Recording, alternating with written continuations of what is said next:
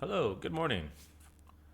I'm going to try to go through an entire Raspberry Pi repave, and the cue that I received is I received an email like this from Let's Encrypt that says, hey, by the way, your certificates are expiring.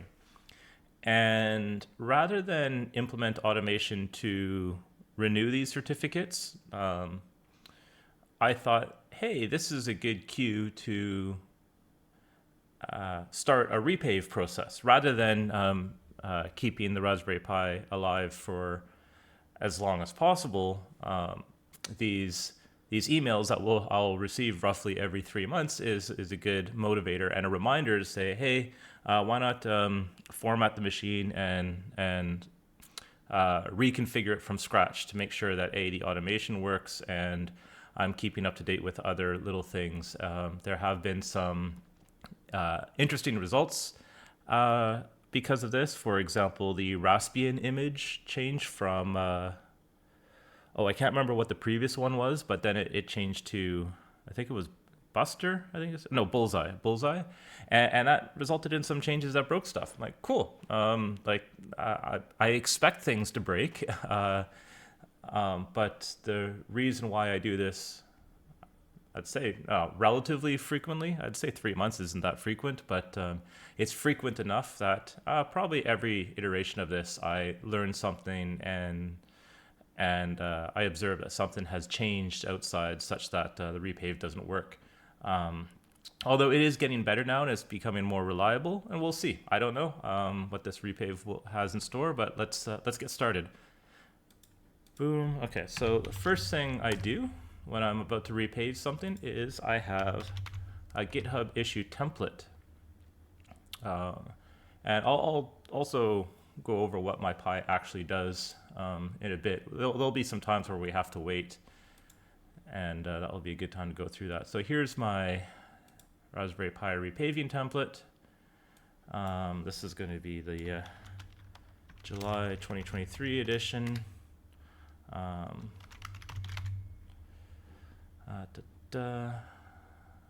Yeah.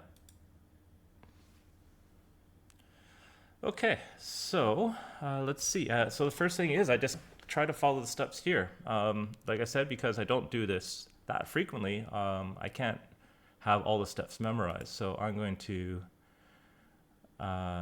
disable DHCP on the Pi. Okay.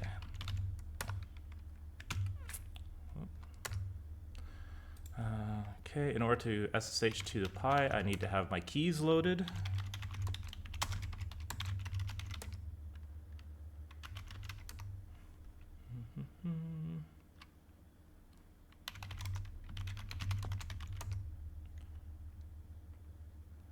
And what was the command? I think it was, DNS mask.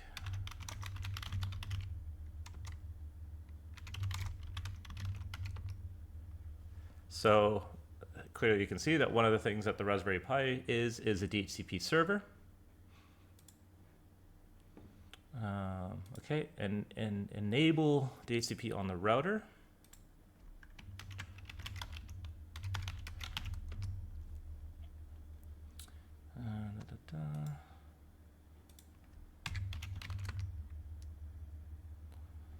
Oh, not there.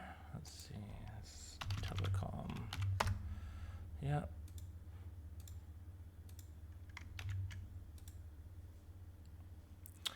Let's see if I can remember where this is. I think it's home network. LAN. All right. Okay, so what I've done so far is I've, I still need to do, so if we do ipconfig, we can see that that's my IP address. I'm on using this DNS suffix. I think if I do /all, I can see I have 192.10 as my DNS server, and that's also my Raspberry Pi. So one of the reasons why I'm using DHCP, or the Raspberry Pi as a DHCP server, is so that I can assign the DNS server whenever new devices are on my network, and it's this, the specifics of this DNS server is that it's also an ad blocking DNS server. And so I'm going to, and so if I was streaming, this would have taken me off the internet. And I had like one of those, not a shower thought, but you know, I was contemplating like, okay, how am I going to record this video? What is the message I'm going to do? And one of the things that always happens every time I repave is that a new idea usually strikes. And okay, now we got 2.100. Awesome. And the new idea was this sort of DHCP lease shuffling is not really necessary. It's like this isn't like it's a work network or anything like that. This is just my home. And rather than doing this, what I could do is I could have the first step is just statically assign an IP address to my Windows PC and DNS so that it works fine without when the Pi is down. And that way, if I do that step first, then I could actually live stream this without having to disrupt my internet connection. So I'm gonna make a note. Thoughts on GCP shuffling. Rather than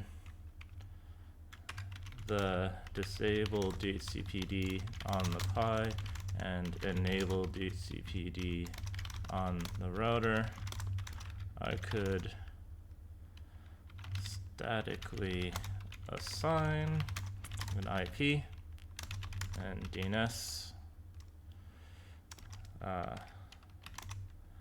It saves those two awkward, no, I'm not going to say that they're awkward. It just saves those two steps, replaces it with one step. And I could live stream a repave without the internet disruption. Disruption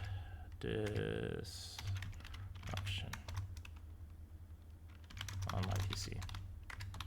Cool. So I'm just noting this down as a hint that if you look here, make this template slightly better. So that might be one of the things I do to improve this template is I remove the DHCP shenanigans and replace it with static IP assignment. Okay. And why did that not occur to me the first time? I don't know. Like there's a lot of steps here, and sometimes those thoughts don't occur to me. Hence why I find doing this process repeatedly always ends up with a new idea or a thought to try. Okay, so now I want to turn off the Pi, and this is well, that's because my network connection went down. I have a spinning disk attached to my Pi, and I want to make sure that that shuts down gracefully.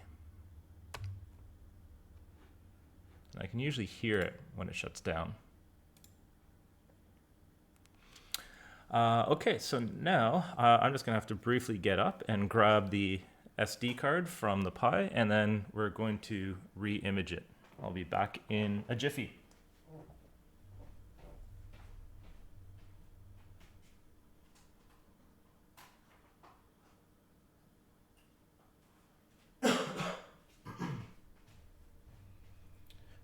Okay, so thankfully my Pi is in an easy access place to grab. So I did prepare one thing. I did grab my SD card, smart card, USB writer, and I've plugged it into my USB hub. And now I'm going to put the SD card in the device. Let's see, did it show up?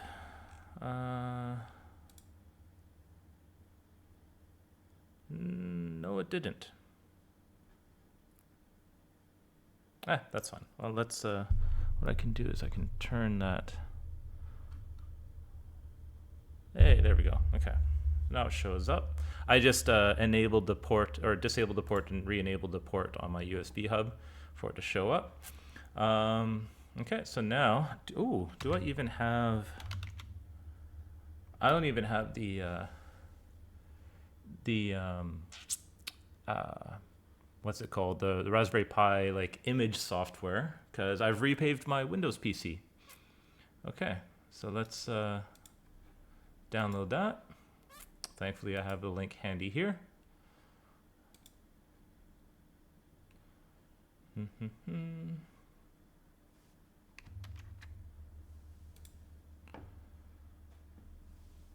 We'll wait for that to download. Okay, done. Nope, not now.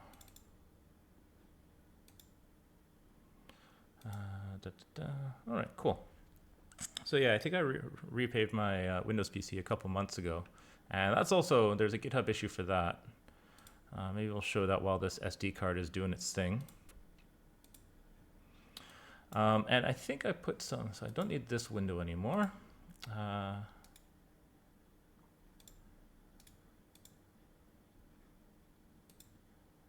Yeah, so I'm gonna choose the OS. And I think I made a note here that Bullseye 64-bit. So Raspberry Pi OS, other images. Yeah, it was the light one as well. So Raspberry Pi, that's this one here. Buster was the previous one, and then, okay. All right, choose the storage. That's going to be this one.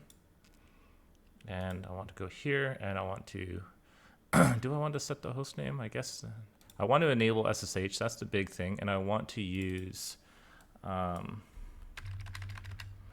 it's like Pi and Raspberry. So this is going to be a one-time password. This is going to be used for Ansible to bootstrap. So it's not going to survive for too long. Okay. I think that's all I changed there. Yeah. Cool. And let's write. Will be erased. Yes, that's okay. All right. I don't know. Can't remember how long this takes. Let's see what we need to do next is ensure a working Ansible environment.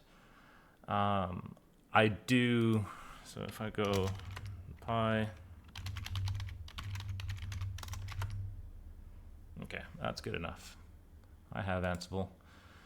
Skipped a step. Oh no.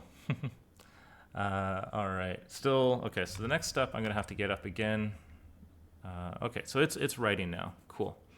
And that should be done in a few moments. So let's just take a look at what I'm gonna have to do next. So I'm gonna have to turn on the Pi. I'm gonna put the SD card into the Pi and boot it up, and it should automatically get an IP address from the router. Oh yeah. Okay. I do need to enable DHCP on the router, because otherwise how else is the Pi going to get an IP address? So I'm going to edit this one. That being said, when bootstrapping the Pi, I need it to get an IP address so I can SSH to it. I can't remember if there was in the settings I can set the IP. Perhaps there's a way to set the IP of the Pi. I like how it's IP and then PI. Little things. The Pi statically.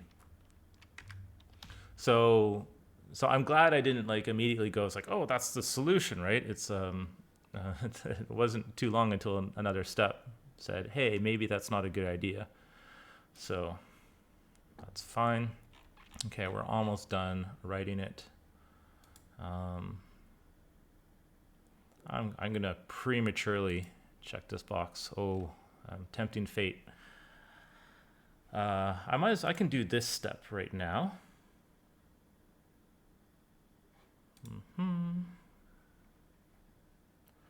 I need to get the IP address first, but I can at least do these ones.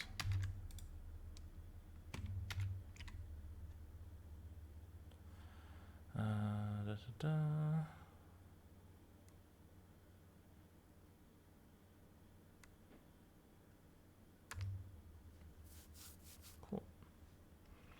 Looks like it didn't SSH to it with its 192.10.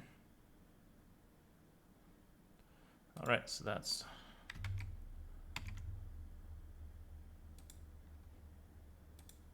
okay. Hopefully nothing else I need to do there. So I'm going to quickly run to the Pi, put in the SD card, and turn it on.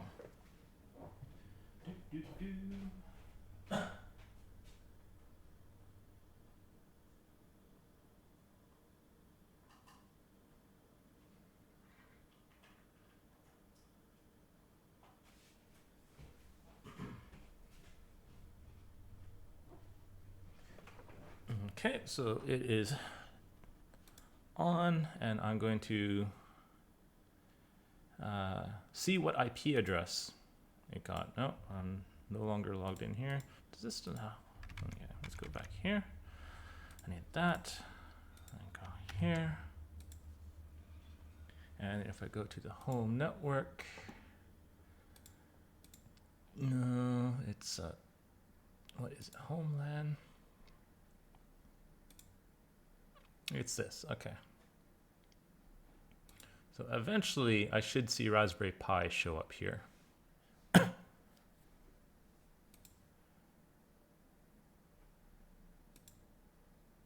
And no, not yet. This was the Raspberry Pi IP address there.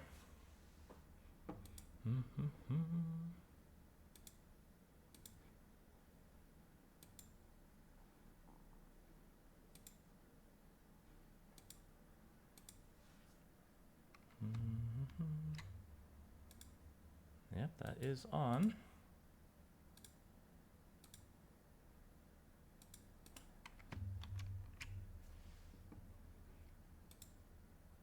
There it is. Okay, so it got 192.168.2.102. I think it seems to get that one every single time. I'm not sure why, if that's relevant, but okay, so we know what the IP address is.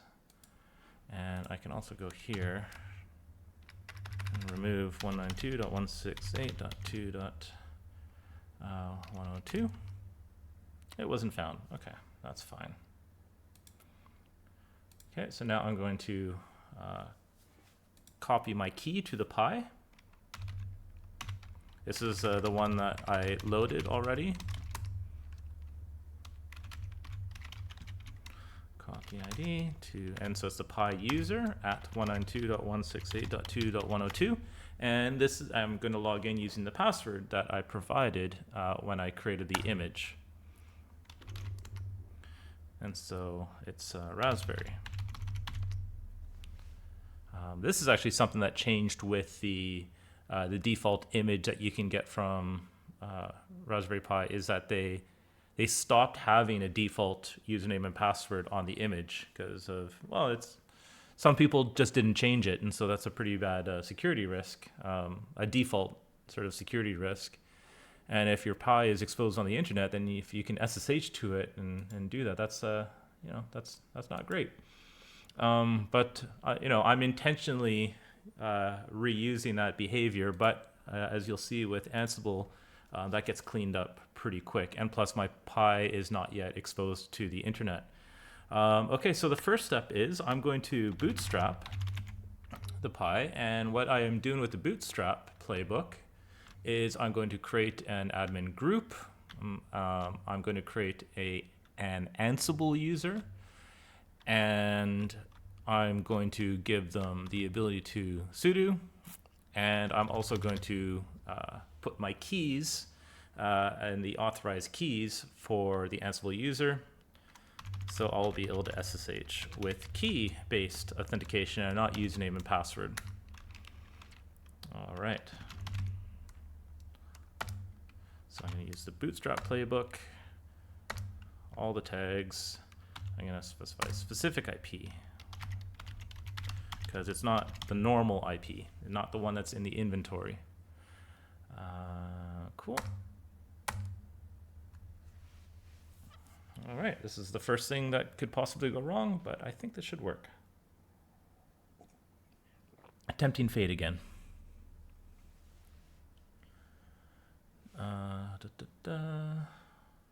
I could skip to the next one, which is the port forwarding. So I'm going to do that while I wait.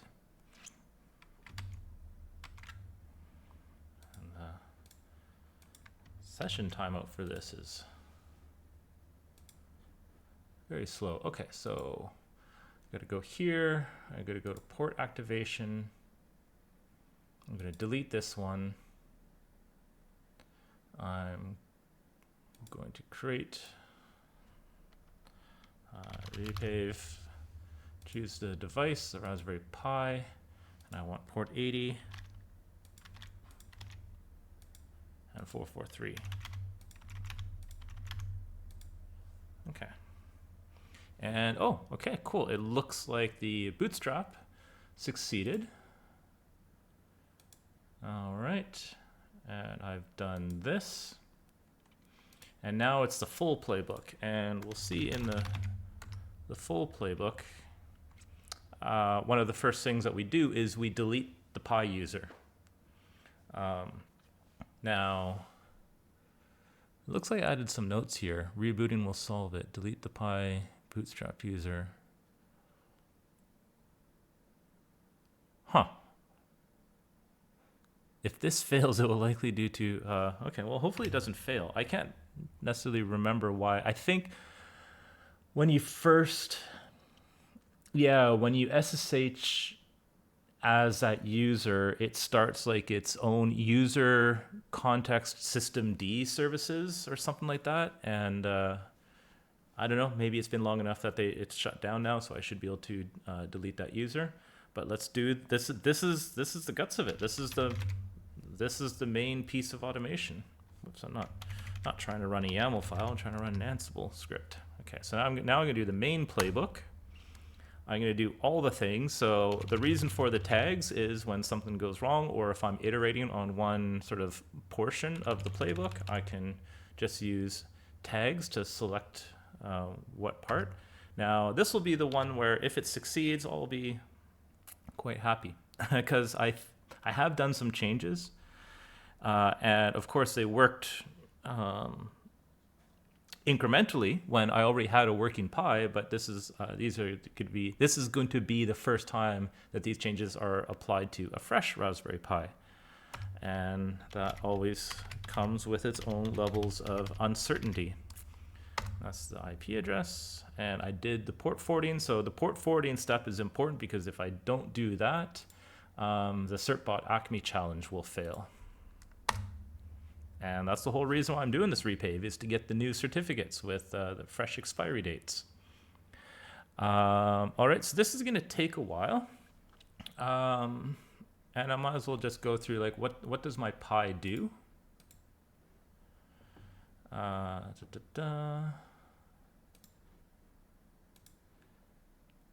And so it's an ad blocking DNS server.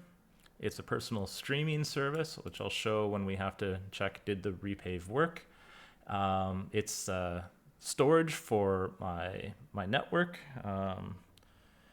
And it has Prometheus and Grafana, and it also hosts a website. So it doesn't do a ton, but it does enough where if it's not, in good running order, it can be a bit of a hassle. It's probably the DNS and music streaming are probably the things I use the most. I'm rethinking about storage. I might actually have a different device for that because right now it's a very slow network attached storage in the sense that I have a terabyte external USB drive connected to its USB 2 interface. And it's an exFAT partition, so it's really slow, but it's enough for now. It does the job. It just does it slowly, and plus, like I also want to start doing a few cloud backups as well. So that whole concept is that something isn't really backed up unless it exists in 3 different places with separate failure domains. And if my Raspberry Pi or if that drive fails, I do have most of my important things backed up at least once. But having a third place would be good. So far, so good. It looks like it's doing some of the things. Right now, it's setting up the DNS server. It's done some of the basic prerequisites, like making sure. Oh yeah, I should have forwarding now, so I should be able to go in here, and so I have forwarding set up in two different things. So these are the changes. So I've been using this, and I've been using BetterStack, and so I'm sending it to both things at the same time. So right now we can see BetterStack.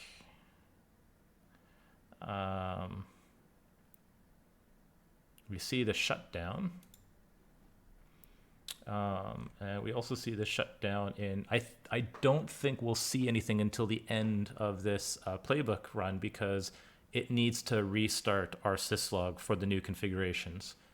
So yeah, we'll see if we start seeing logs going to these soon enough. Okay, so now we're doing the certificates. So acquiring the certificates is the important one. So it looks like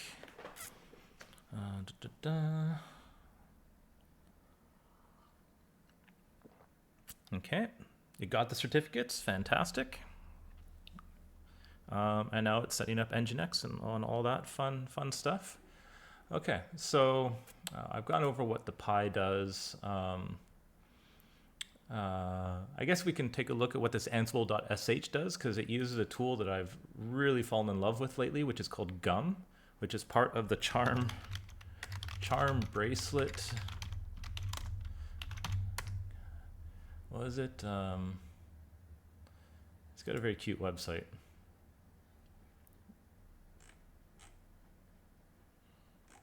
Is it here? I don't know, but I don't know what the official website is. But at least Gum replaces a lot of Bashisms that are sometimes not intuitive, especially if you're not working in Bash all the time. In fact, you can even see that I'm not even using Bash for this. So Gum is a CLI tool, and it just does some. It's good for interactive scripts. So as you can see, like I wasn't passing any arguments or flags to Ansible.sh. It was interactive in the sense that it was prompting me for input, and I provided that input, and it went ahead and did its thing. The previous version of the script used flags and arguments and such, and was a much more complex Bash script in order to do this thing. And given the fact that I'm always repaving interactively, this is never like this headless process, that why not make it a little bit more fun to do and make it more interactive. So using Gum to make it interactive, I thought was actually quite nice, and it removed a ton of complexity from the shell script. So if we just step through this, so like this is just saying, this is just a banner. This is just display this text, but in a cool way.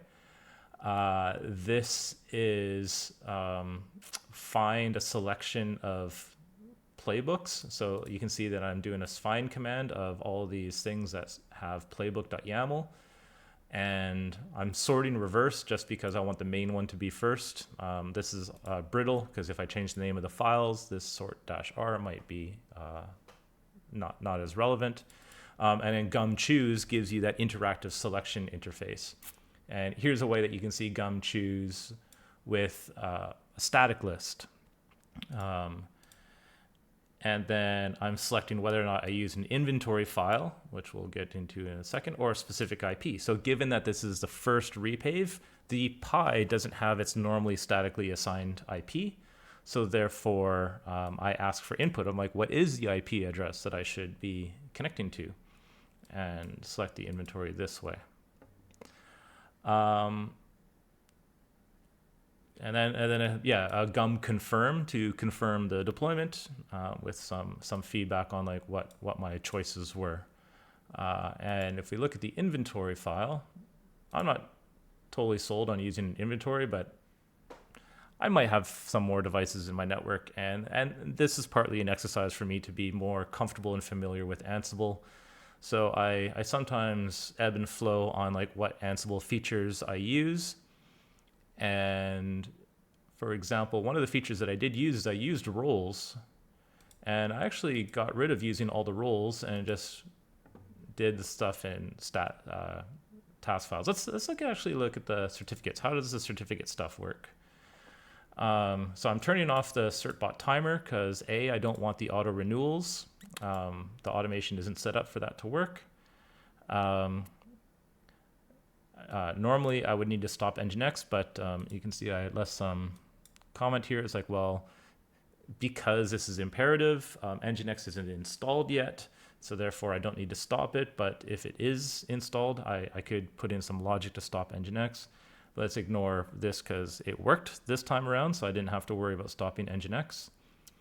The reason why to stop Nginx is that if we look at how I'm invoking Certbot, I'm saying -- standalone, which means that the Certbot launches a server process binding to port 80 rather than using Nginx to do it. I'm doing this just because I'm not worried about the renewal process. I only care about the bootstrap process, and I use the repave routine to get new certificates. So I can usually rely on this. Anything else? Yeah, that's it for getting certificates. Fairly straightforward, which is really nice. And if we look at the vhosts, yeah, so the vhosts are defined in here. This is going swimmingly so far. So now we can look at the sites available. And here you can see that here's like how the certificates are specified in the Nginx configuration. We can see that there's some paths used for the different services that are hosted underneath home.scottmoose.com. And we'll show that in a bit. But right now, like we're going through like the most complicated bit, a lot of steps of Ansible that are being applied, but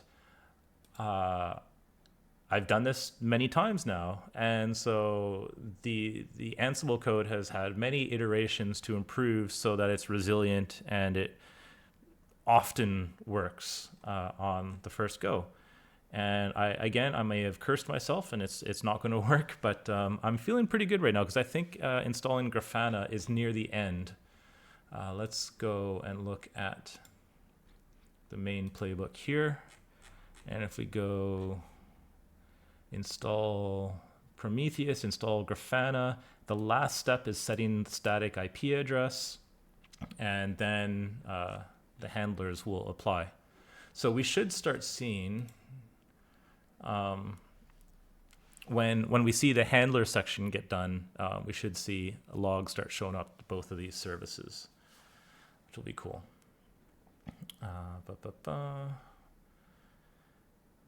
The Grafana one seems to take a while. I guess it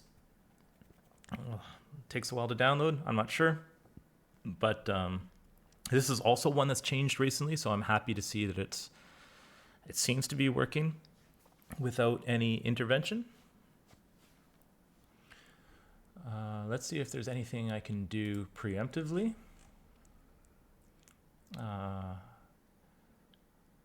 No.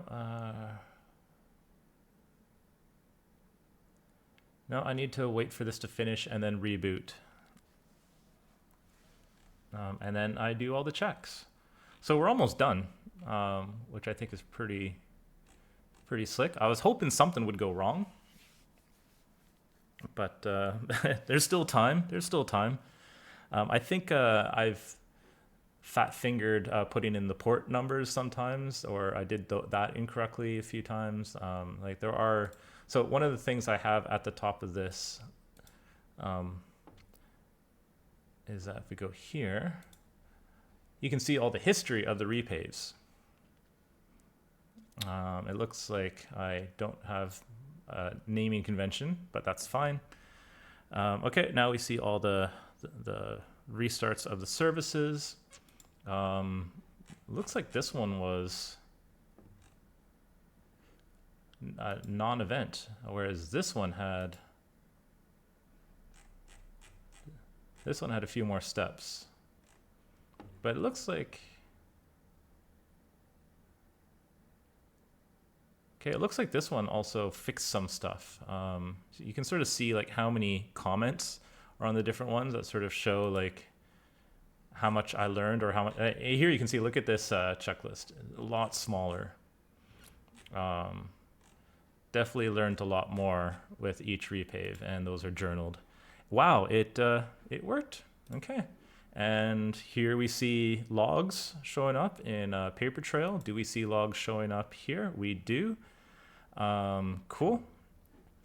Let's go. What do I need to do next again? This completed. I need to reboot the Pi. Okay. So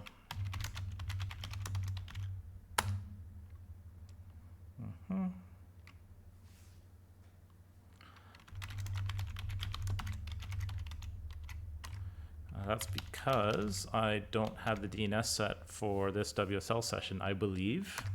Not 100%. Password. Oh, it's because I spelled Ansible wrong. Ansible. Okay. Reboot. Cool. And now I'm hoping that it'll come back up as .10. And let's get get that ready.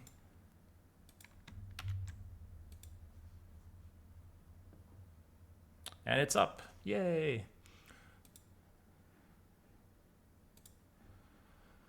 Where is it? Port activation. Okay, so I'm going to delete this one and create a new one. Now this is just going to be Pi. Now we should see 192.68.2.10. Yeah.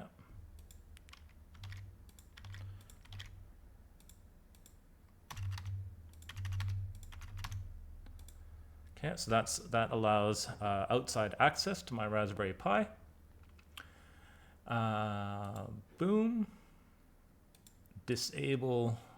Yeah, so I don't need DHCP running on my router, my telecom router anymore, because that's what my Pi is for. Deploy good enough money. Ooh, that's probably something that will fail. Let's see.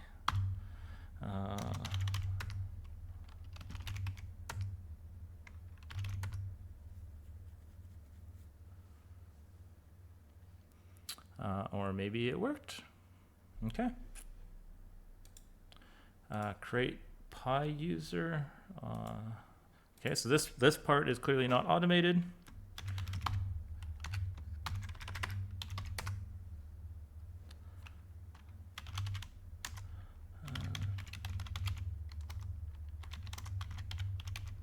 Sama rewrite.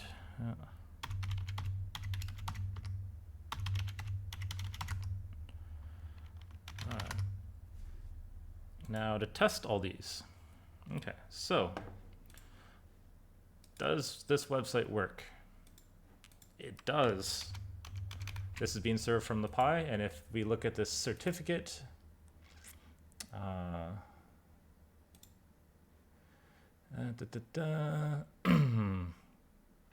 issued on July 23rd. That's today, around an hour ago. So that checks out. Does my music server work?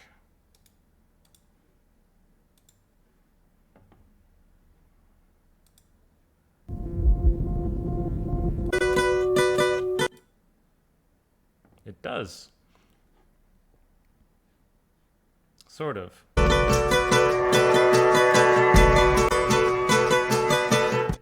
It's being a little bit slow, but that could just be things getting started.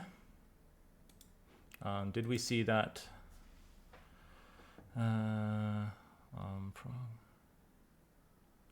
Oh, hey. Log keepalive.sh is not there. I broke something. Okay. I thought, or did I not commit that? Ooh, that could be it. Let's fix this message quickly.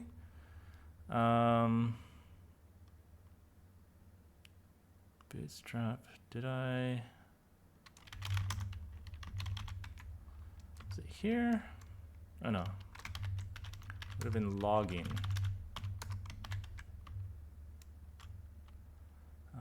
Let's see, yep, SSL. Root, temp, log keep alive.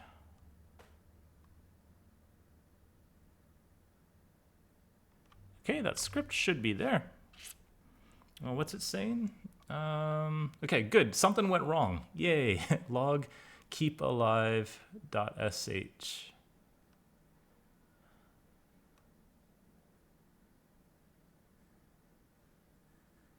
Root temp log keep alive.sh.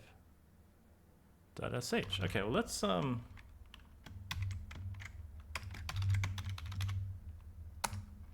see if that script shows up. Oh, because of the reboot.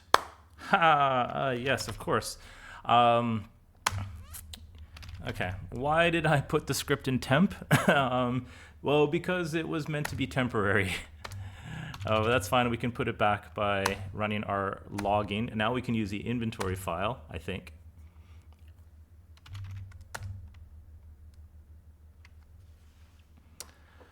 Oh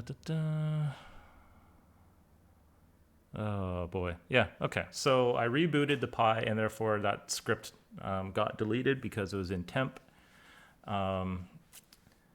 The purpose of the script is to deal with what I believe is like some kind of idle timeout when sending logs to BetterStack, which is this one. And I would get like, it would fail to send a log and then it would have to reestablish connection. But this log keep alive thing means that it's going to send a log if it hasn't seen any logs for 25 seconds. Okay, so we start seeing the logs coming in, but now we're not seeing the flood of errors, which is good. So I'm going to make a note of this.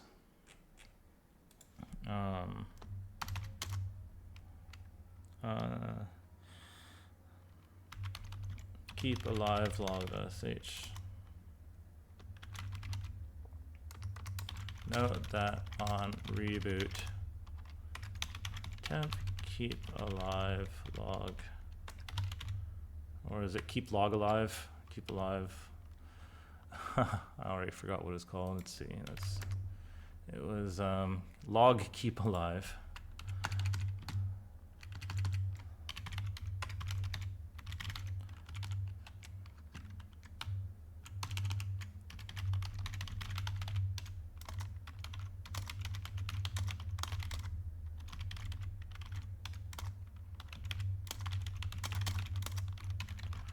Now, this is just a note to self. I don't think I'm going to actually do anything about it because I don't want this keep alive script in the first place. I want to either see if BetterStack changes their idle timeout, or are we still logging?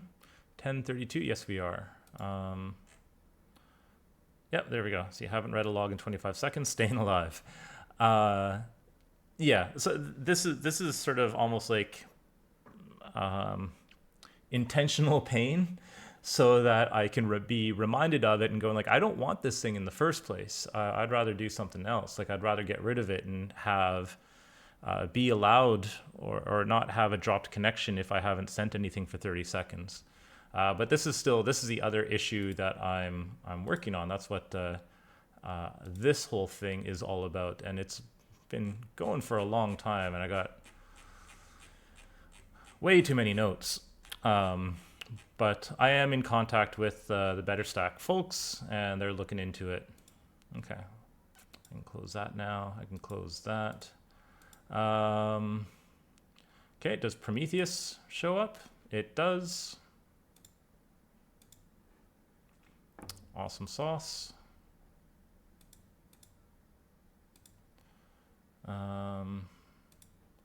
What about Grafana?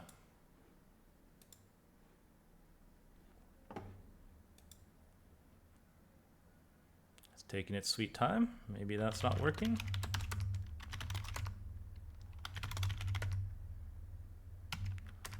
Oh, when did I change that?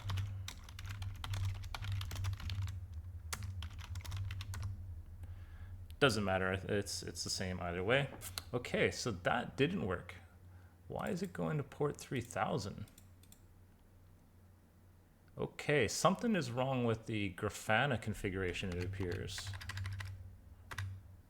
Because that shouldn't be... Okay, so something broke there. That redirect is suspect.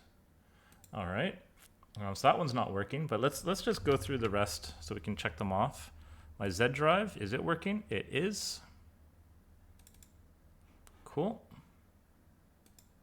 I had already have a logged in session with this, so it didn't prompt for username and password. Let's get back on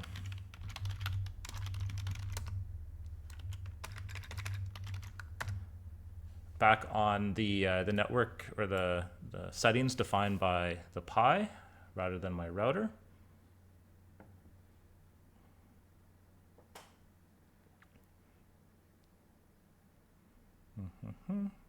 There we go. And this command should show, yep, query refused. Awesome. And I need to do this. Okay, so let's do that briefly. Let's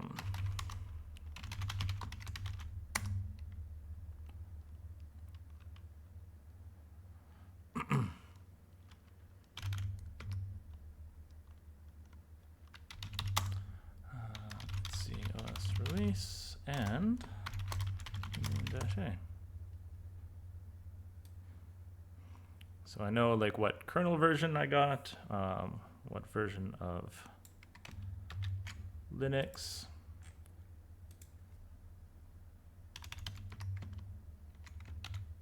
Oops. Oh, this is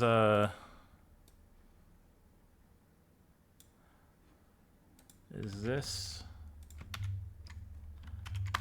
I'm having troubles with my Ansible configuration where Control-Shift-C, that should work, but it's not. Okay.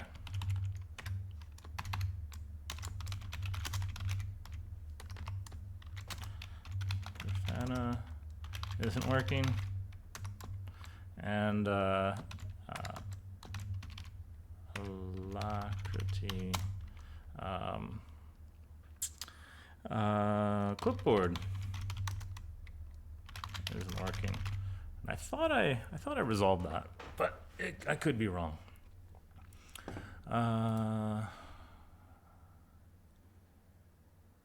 Yeah, I thought I had like highlight.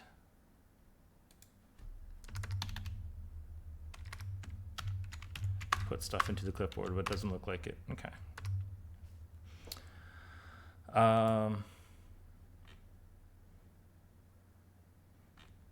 Okay, so I've got those two things, and to make the template slightly better. Now, I am conscientious that I think I've been recording for 40 minutes, 50 minutes. So that's a bit of a long time. I don't know if there's as much to learn from the repairs that I need to do for this repave. So I think I might just stop it now. Because I wouldn't mind a break and go for a little bit of a walk and then come back and then resolve these issues rather than trying to do it right now. But I hope this gets across what my automation looks like, what are some of the thought process that goes on in my head while I'm doing this, and that it's not always perfect. It doesn't. Would I say it works every single time? I would almost say no, but the issues that do crop up are generally small, resolvable in a short period of time, and they leave me with the feeling that I better understand how my system works rather than less certain. Although, to be honest, I'm sure if you're just watching the Ansible do its thing, going like, what is this wizardry and magic? I do think that, magic is something's magical when you don't understand how it works. And so I wrote all that Ansible stuff, and so I feel comfortable with it on how it works. So therefore, the magic, it's not as magical to me as it might be to someone who hasn't read the code or understands the code. That's fine. But maybe we can do some deep dive sessions into how the Ansible code works to pull back the curtain and show that it's not as magical as you might think. It's really just a bunch of steps that you could do manually. And in fact, that's how I learned, is that I configured my Raspberry Pi manually. Okay, I'm getting into the weeds a little bit, but I do want to show a tiny bit of how this started. So if we look at the docs, before, when I first got my Pi, I made a journal of all the things that I was learning while using a Pi for the first time. And then I just documented how to manually set up the machine. And then once I figured that out, then I automated it with Ansible, and we can see that there's not a lot of notes because, well, the notes are codified by Ansible code. So I think with that, I'm going to stop the recording. And if you're interested in how did I resolve the issues, I will document that in the GitHub issue, of course. And so you can follow what I needed to do in order to repair those certain things. All right, till next time. And I'm back after a bit of a walk and some food and all that. It was good to revisit this, and surprisingly, the things resolved themselves pretty quick, sort of. But I'll quickly go through those right now. So, and what's really lovely about this is that it's a good demonstration of the things that I'm trying to uncover with repaving. And I guess you could call it the acceptance that things will fail. And again, that's what I'm looking for. But anyways, let me get into the details because I think that will help clarify what I'm going on about. As for the clipboard thing not working, I don't know. I actually can't figure out the root issue on that. I'm also not going to worry about the root issue of that. I did find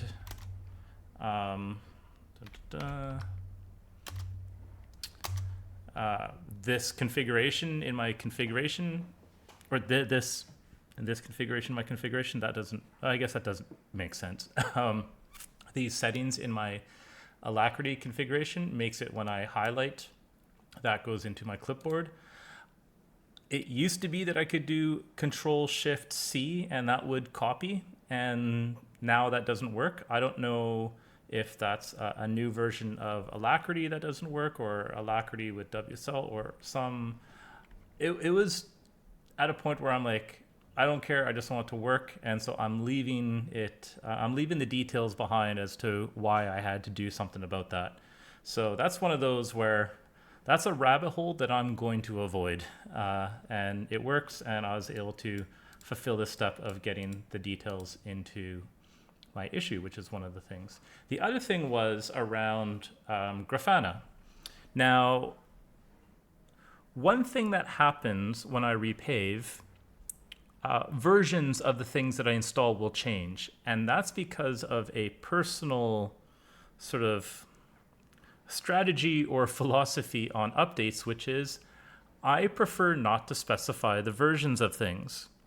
I know many people will think I'm crazy for that, but to me, when you specify the versions of things, it takes a lot of effort to change those versions, in the sense that like things will stay as a locked version for years before something will force you to change it, and then all of a sudden now you have to do a fairly significant upgrade with a large delta of change to be concerned about.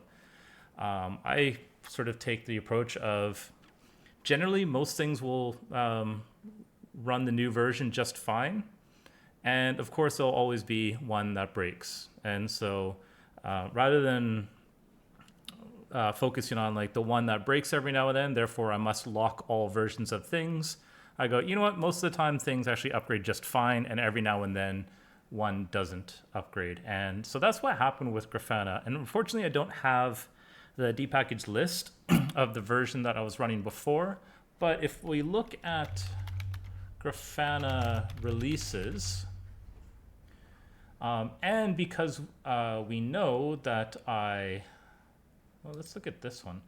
We know that I repave once every 3 months. We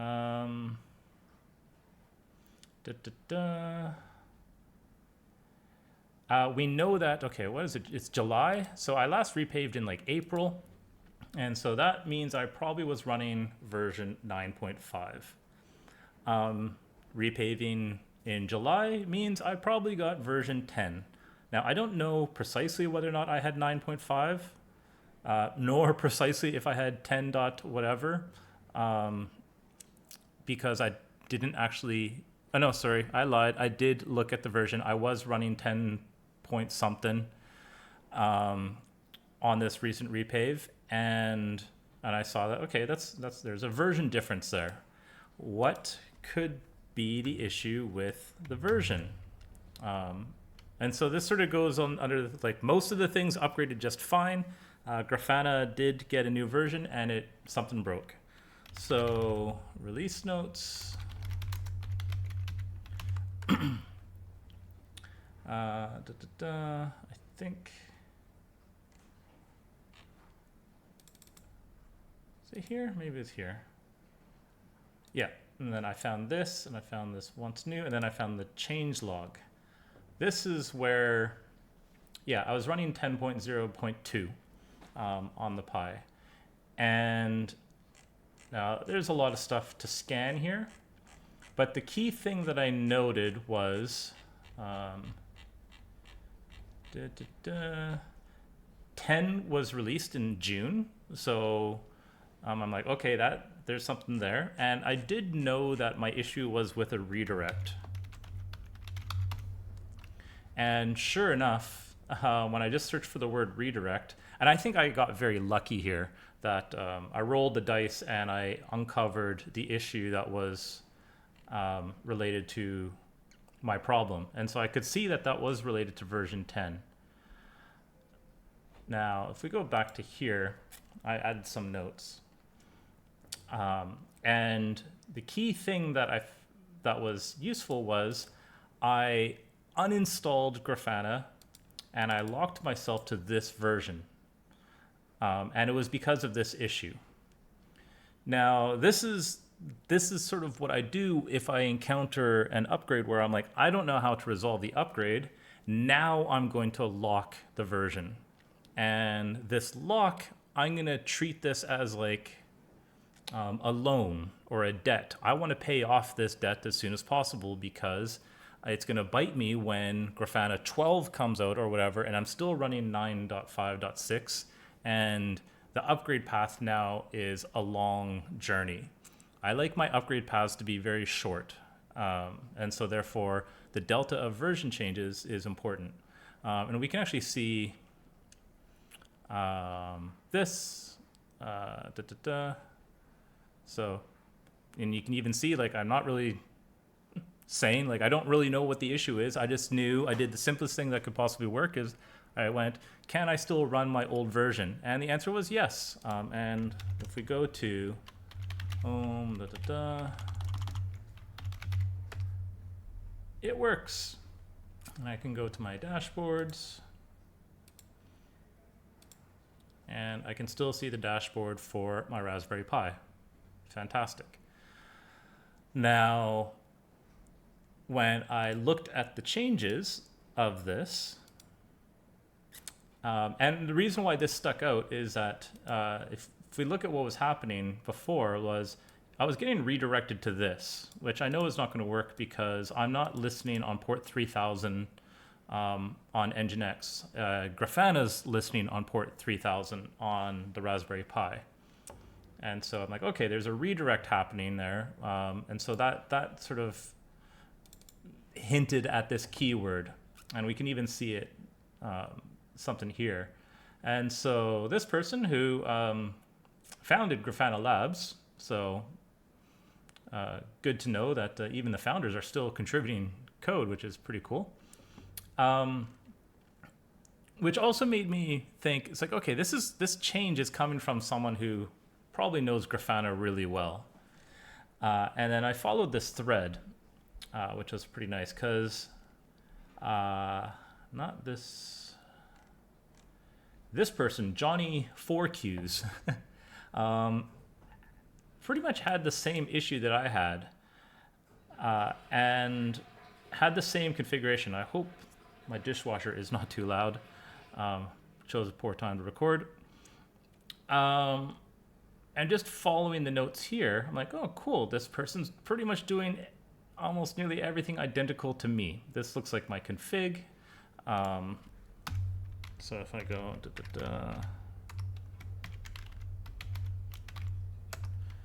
so if we go here, the same thing. So domain, yep, my not root URL looks the same. Serve from subpath is true. So things are looking fairly similar. And if we look at the, no, what am I looking for? I'm looking for home.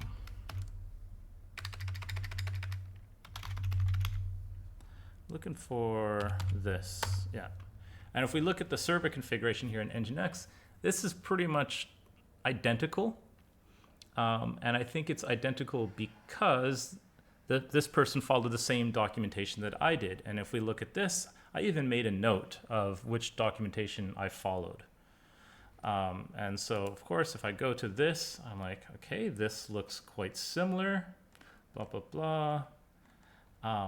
But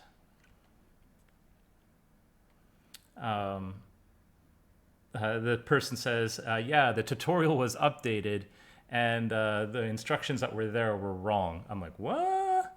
And sure enough, what we see is that there's no rewrite rules in these locations. And it says that if you set this to false, then you need the rewrite rules. And if we look at the person's gist, which was here, so here we can see this is, it looks like Docker Compose, but yeah, they got the serve from subpath equals true, and we can see that they have rewrites, and the person who made that pull request says that you can't have the rewrite and have the subpath thing true at the same time. And in fact, if we look at the documentation, yep, it says that those can't be true at the same time. And if we look at Grafana tutorial repo, what's pretty cool is that there's this archived repo, but they did thankfully, update their README to go, it's like, oh, if you're looking for how to run Grafana behind a proxy, it's now here, which is, I think that was pretty cool of them. And if we look at the history, we can see the same person updated docs, removed the rewrite rules, and added this section. So it looks like, and I haven't tried this yet, so I haven't tested to see if this works, but it appears that in order to Grafana 10 to work, I need to modify the configuration. And the documentation was wrong, but of course, It's hard to figure that out on my own. So I guess, do I have a point to make here? I not really. I guess my point is,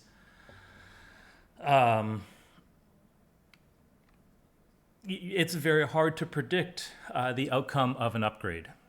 You can read all the release notes, or well, in this case, I couldn't because the release notes, where are they? They were too big. There's just too many release notes. Like, I'm not going to read all of this. It did say like there were bug fixes, and I think in the 10 preview, it did say something about breaking changes. Yeah, breaking changes and all this, and it's at least it's comprehensive, but nothing here. Well, I didn't read this before I did the upgrade because I didn't know I was doing an upgrade, and that's part of the thrill of my upgrade process is that I find out too late. But at the same time, I'm not. This is my home network. I'm not too worried about it. But also, like, the process that I'm following just helps me better understand how and why upgrades fail, so that as in my professional life, I'm a little bit more, I don't know what to say, prepared, not prepared. Like, it's like going to the gym. You go to the gym to lift weights so that hopefully you can just lift more weight in your general life. Like, you can lift a box and not, complain about it or hurt your back or your legs or whatever. So this is my so-called gym. Bad analogy, but I am trying to justify why I do it this way. And let's see if their suggestion works. So I'm going to remove these rewrite rules. I'm going to remove my version locking. And I'm going to manually, Ansible, I'm going to manually, is that because my keys expired? They did. Okay. So I'm going to manually uninstall Grafana and then reinstall it, and hopefully it'll get the new version.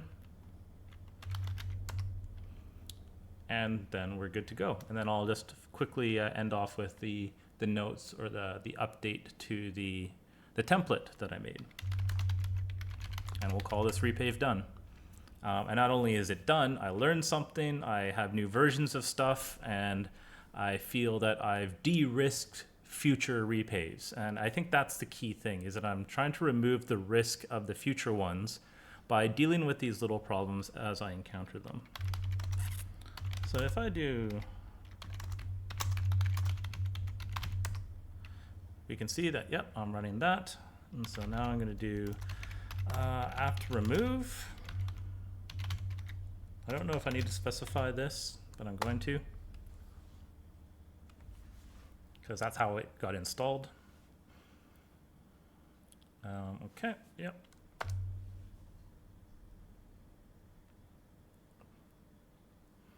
And this will stop the service and disable the service, all good. It's going to leave some cruft behind, but that's okay. We're going to run Ansible to undo it. And now if I do that, it's still there. All right, that's curious. I did remove it. So let's see if I run Ansible, will that version change? And here's now I can just select Grafana. And this will take a bit, so unless it fails. It does fail fast when it does fail.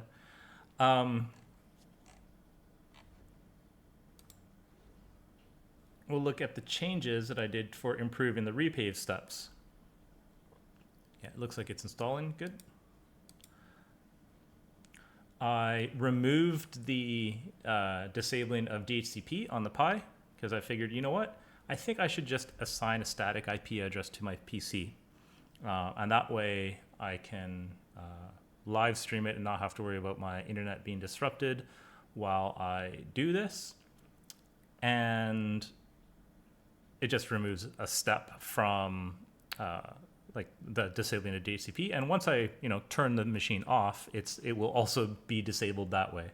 But I still will turn on DHCP on the router, because it turns out there is no way to set a static IP to the base image that I put on the SD card. And I did add a step for saying, hey, by the way, run Ansible again after you reboot the Pi, so you get that script there. And I'm going to remain keeping it in the temp directory and use this as a point of pain to go like, hey, did BetterStack change anything so that I don't need this anymore? And then, make a decision. I'm deferring a decision till later. And this is just a forced reminder. And so that's what I added to the template. So the next time I repave, I will be assigning a static IP to my PC and not turning off DHCP on the Pi, because that will just happily happen when it's turned off. And I will have a reminder to rerun logging. All right, so it looks like that finished. And if I do dpackage.shell, grep Grafana, I got 10.0.2. All right, now the moment of truth. So I haven't tested this, so I don't know if this is gonna work, but I'm gonna assume it does. It does not, it appears.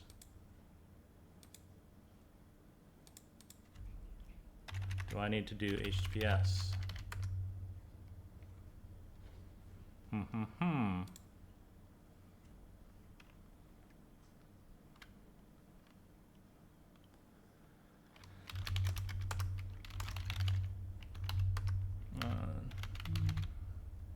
It's still trying to redirect. Okay. So did we see Nginx? Oh, hey. Oh, okay. Nope, I found an issue with my Ansible. So I changed not only Grafana, so we got the new version of Grafana, but I didn't make the Nginx changes. So this is now I need to do Nginx as well. So this is maybe one reason why this sort of level of granularity can bite you. And we'll see that the Nginx config is changed. And this is also why, for a lot of things, I just like running the full thing without trying to be selective and being smart about it. Now that does sort of hide coupling, perhaps, or it does hide other kind of complications. Why is it saying that nothing? Oh, no, it's not Nginx, it's vhosts. And I don't have a tag for that. So now I need to do all of them. Cool. I wasn't expecting this, and this is also good. So like when something goes wrong, this is when you really find the limits of perhaps some things that you do a little bit too clever. And so what I need to be doing, I should have tmux this, but that's fine. If I go to my Pi, what I want to be doing is I want to be doing this vhosts tasks, and because I modified one of these files, I modified the files for home.scottmoots.com, and if we look at the main playbook, and if we look at the vhosts, where is that? Yeah, so the vhosts I cannot target with a tag. So I guess I could have targeted this with a tag. If this doesn't work, I might do that. But at the same time, I'm like, I would rather do this when I plan on doing frequent iterations of this, and that would be the moment where I'm like, okay, now I want that control level of granular control to only do the vhost updates. Hey, now we see that, okay, the home.scottmoots.com vhost has changed, and I'm gonna go through the rest of the no-ops, but at some point Nginx will get restarted, and we'll see if this works.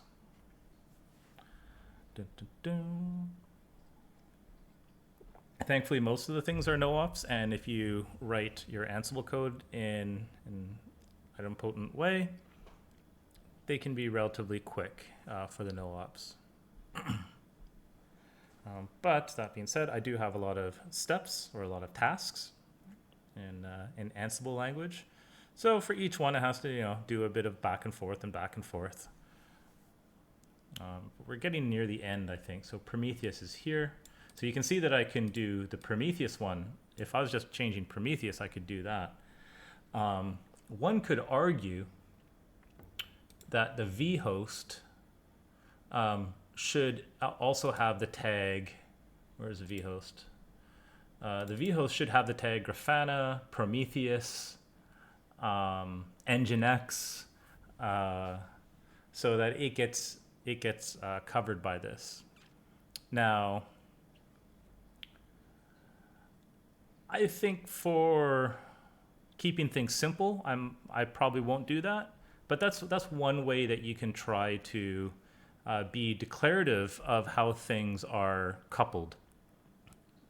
Coupled or cohesive? No, I'm not sure. They are. Yeah, my Grafana configuration is an integration of Nginx and the Grafana package. Grafana is not coupled to Grafana. I'm not sure which words to use there.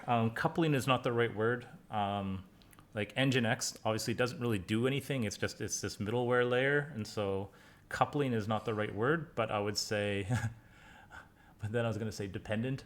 I don't know. I'm rambling, so I'm just going to see if this works, and then hopefully you'll forget that I'm saying all of that stuff.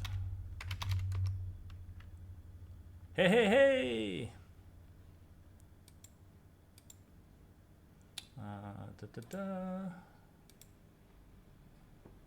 Cool. Can I sign in? Okay, so that is all working. Can I see something here that says what version of Grafana?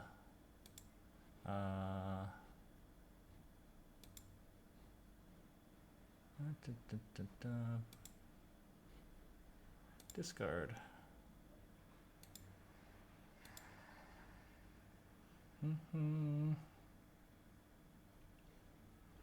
I don't see anything here. That's probably intentional, but general.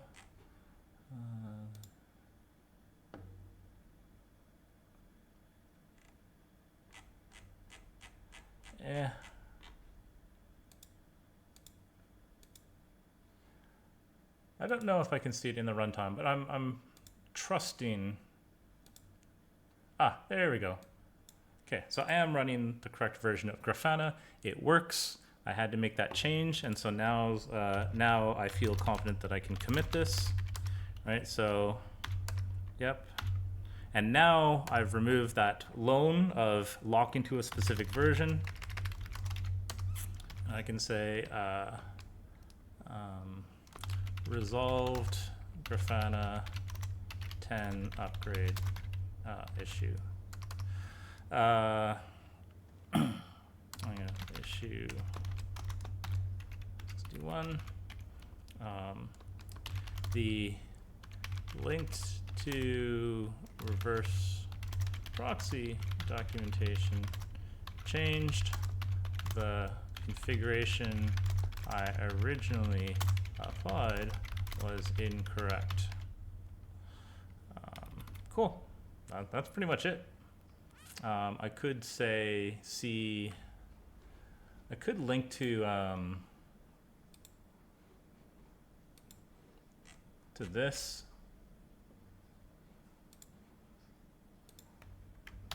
Yeah.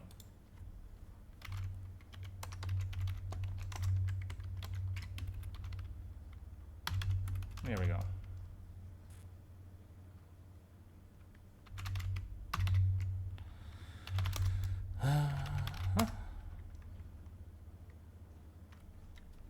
There we go. Let's see, does that? Hey, okay, that did show up there. So I think I'm done. I resolved the Grafana issue. I made it future-proof, or not future-proof, because that's a bold statement. I don't know if I'm future-proof, but I've at least de-risked the future deployment or the future repave with a little bit of context as to what the breaking issue was. And I do have a belief that like this was quick to resolve because I was time-wise very close to when the issue was created in the first place. And so I think I do believe that helped me resolve this quickly. I feel like I resolved this quicker than I feel like I got lucky with this resolution. But then again, I do this process because I'm trying to increase my luck on being able to find the root issue. Anyways, that's it for this. I'm going to close this and then, of course, attach the recording and call it done. All right. Take care.